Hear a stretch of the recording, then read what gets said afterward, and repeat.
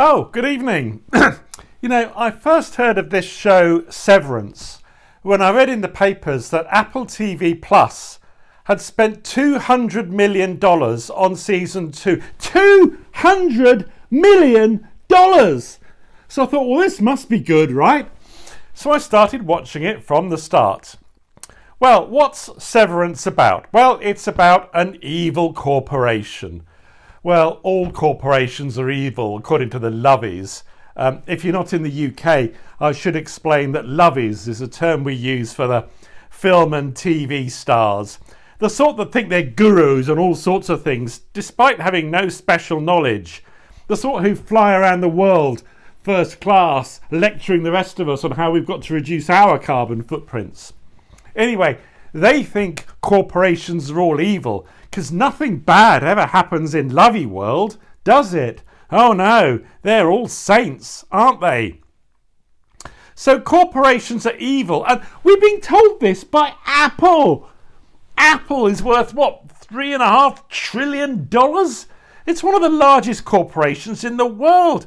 Loads of us have Apple products in our homes, in our pockets. I'm filming this on an Apple iPhone. It's like some huge man-eating tiger coming up to you and saying, you should be careful of wild animals, they can be dangerous. Yeah, thanks for that warning, Apple. I mean, Lovies work for big corporations. I bet they use them too. I bet they use big accountancy firms to make sure they pay as little tax as possible, and probably big legal firms to get them out of their naughty exploits. But anyway, big corporations are bad. It's a standard staple trope. $200 million. Anyway, in Severance, the evil corporation called Lumon has invented this thing. It's a tiny chip that goes in your brain. Now, according to this book, the human brain contains something on the order of 10 billion neurons. A typical neuron in the cortex of the brain may make over 10,000 connections with other cells. So the total number of synapses in the brain is probably of the order of 10 trillion at least. And I guess that's true even if you're some Hollywood lovey. But this tiny little chip, it severs the brain, you see. So when you're at work, you know nothing of your life outside work. You've no memory of your family, your childhood, your home, nothing. And when you're outside work, you don't remember anything about what you do at work. The memory switches from work to home as you go up or down in the lift. They sort of go, ugh. And that's the one chunk of memory being switched over and the other one coming back. However, conveniently, both at work and at home, the Lumon employees remember how to walk, how to speak in English, remember to wash their hands with soap. I mean, how does that work? Oh, well, we don't have to explain. We've invented this world, haven't we? I mean, it's just sloppy. At work, they do know that people have families and drive cars and go on holidays. They've just got no idea if they do. Now, the idea that this tiny chip can separate your brain into these two separate, never touching parts, it's ludicrous. I mean, okay, I'm prepared to suspend my disbelief. You have to suspend disbelief for TV shows, but I'm not sure I want to hang it up by its ankles from the top of the Eiffel Tower. $200 million, so it better be worth it. So is it? Well, Severance stars Adam Scott, who I have to say has great hair and great teeth. Yeah, that's about it. It's not a particularly demanding role, I don't think. Now, don't get me wrong. I can admire actors who convincingly portray real people. In The Crown on Netflix, for example, some of the portrayals of real people were excellent.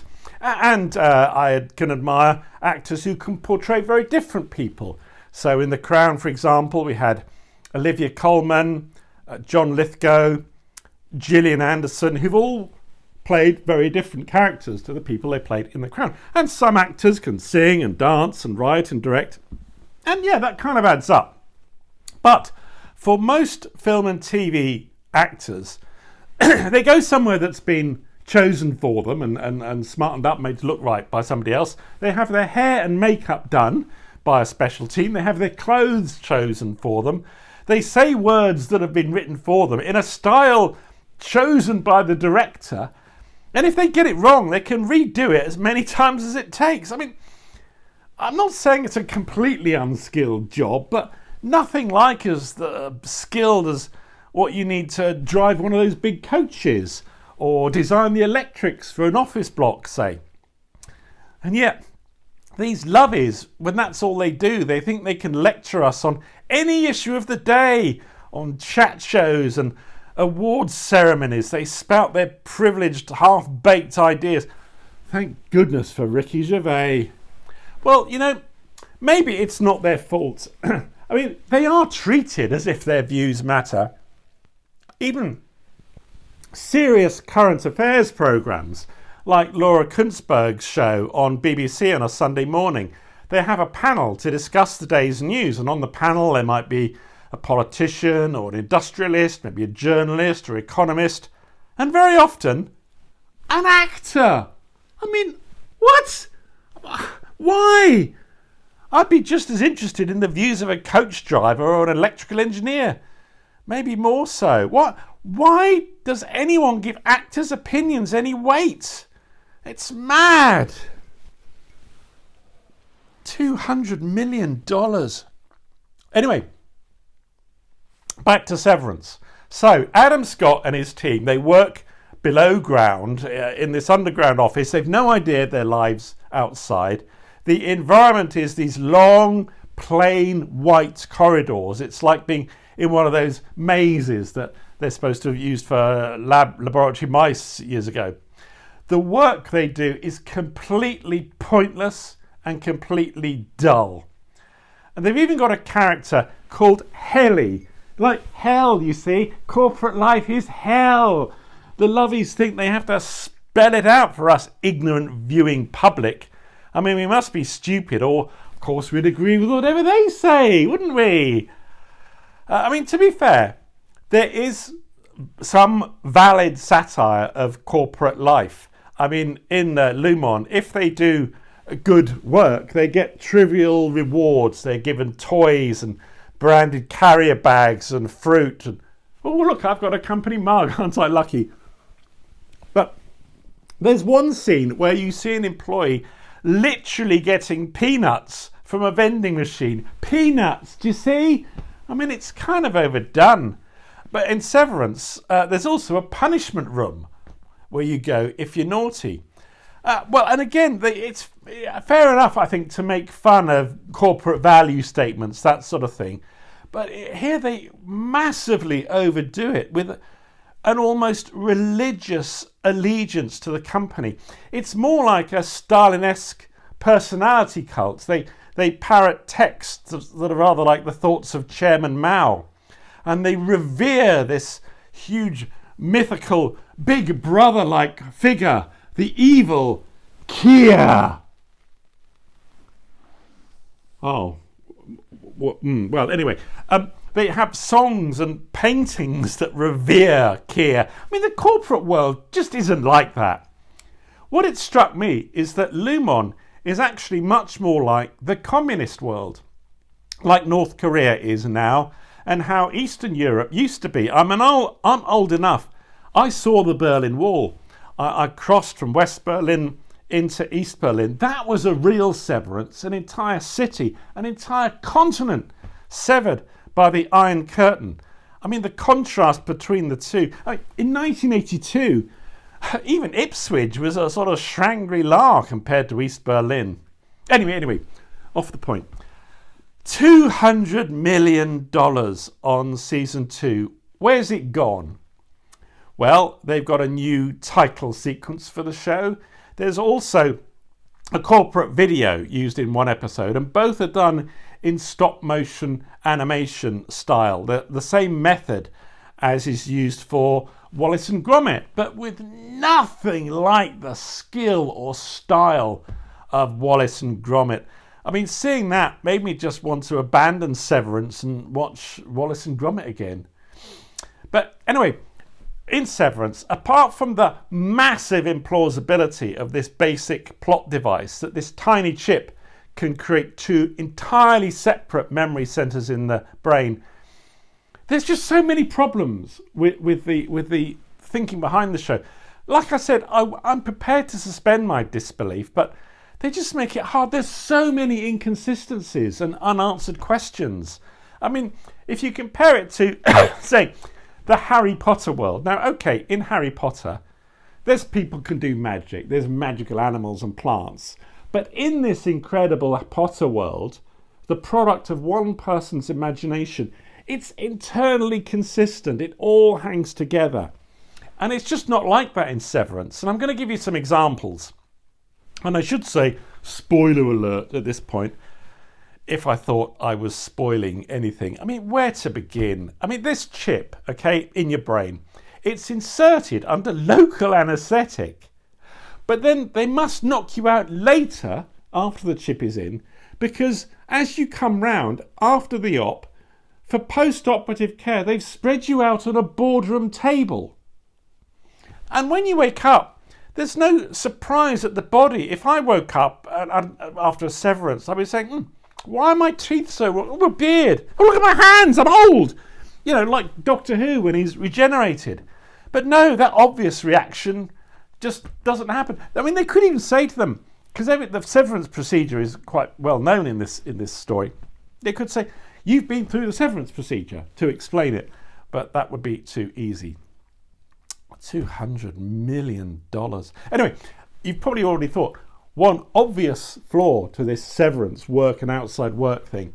Why don't you just write yourself a note? Give yourself a little note that you read when you get home or when you get into the office.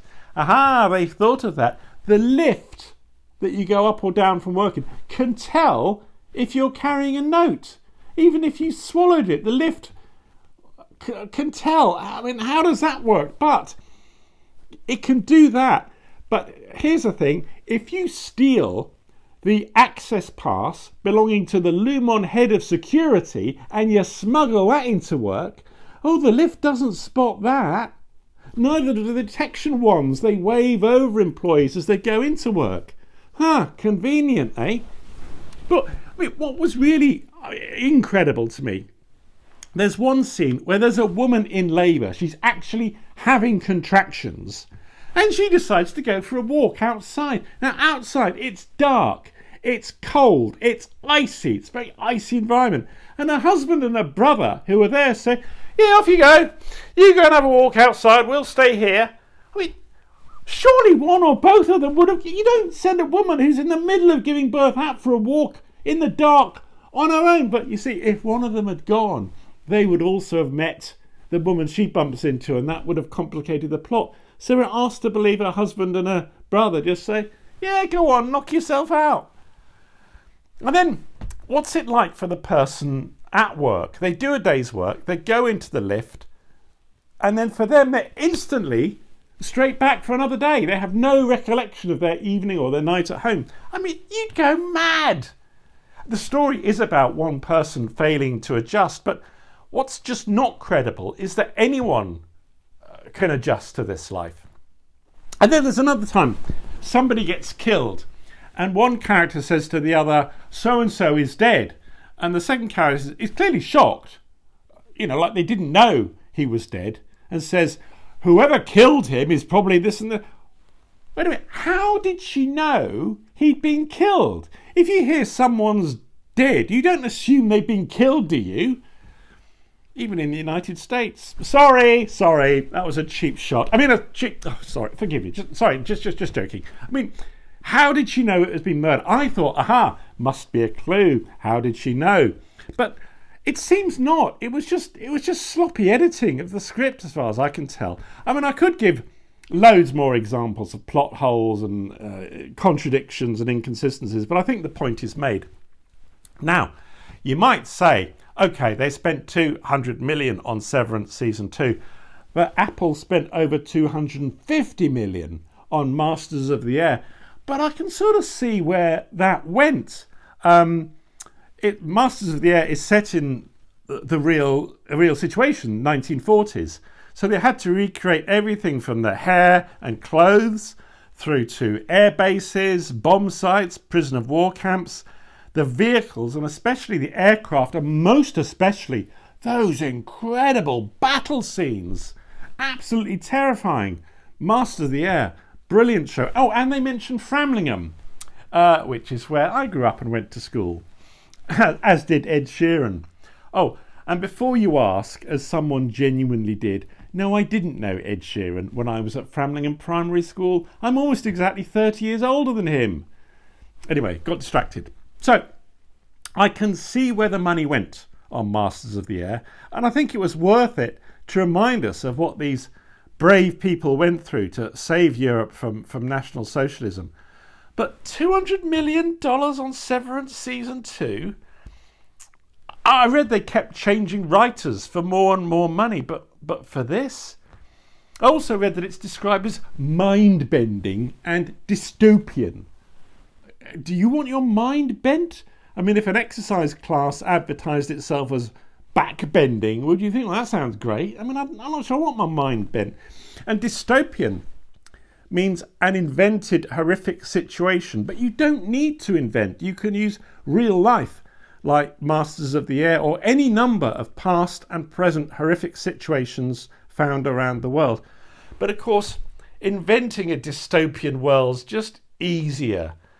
You can lazily create a world in which this can happen, oh, but that can't, and you don't have to explain.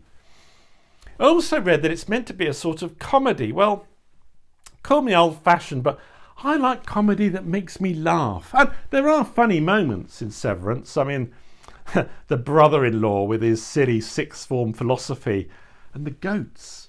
But I mean, it's hardly Big Bang Theory.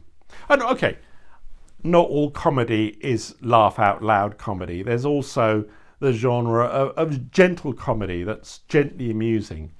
But the pinnacle of that genre is Detectorists on the BBC. If you've not seen Detectorists, watch it now. It was created by, written by, directed by, and stars Mackenzie Crook. So there's a clever man. I still don't care what his politics are. I mean, I'm sure they're perfectly valid, as are mine, as are yours, as are the politics of the person who drives your bus. So however good the show is, I don't think you should get a slot on Laura Kunzberg. So watch Detectorists, which, by the way, was filmed in Framlingham in Suffolk, where I grew up and went to school, as did... Hey, just a minute. Haven't we been here before? I'm stuck in a loop. Hey, that'd be a great idea for a TV show. Time loop. About an old guy making YouTube videos who gets stuck in a loop. Ha! Well, if anyone from Apple TV Plus is watching, bung me $200 million and the show's yours. Cracking!